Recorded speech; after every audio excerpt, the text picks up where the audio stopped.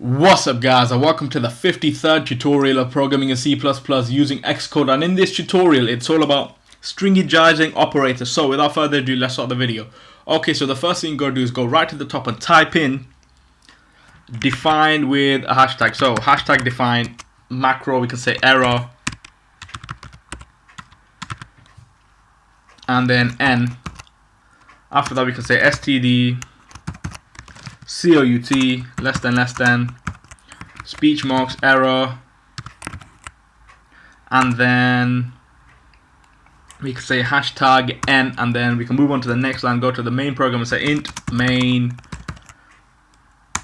parentheses and then curly braces, and then say error, n will be 53, and then you can close that off.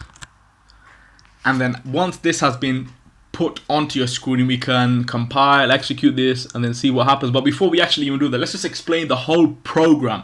So the hashtag operator within a macro definition converts the argument for the parameter that follows into a string. Consider an error macro that displays the error code on standard output. Without the hashtag operator, you would write the macro as shown as right on the top, but there would be no hashtag, so you would write it as this. This is what you would write, and then you would call the macro with this. But so we have to put in the hashtag, so if I just do Command Z.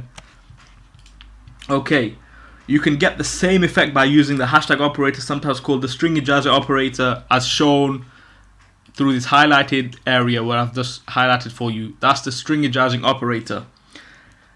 The hashtag n sequence in the macro definition tells the preprocessor to convert into a string whatever is passed as an argument, and then the adjacent strings are concatenated together according to the syntax for the string constants, and the effect statement is like this from here to all the way there. Alright, so let's just execute and compile and see what happens.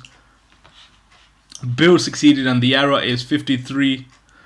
Okay, I mean, I could put a space in here and see what happens.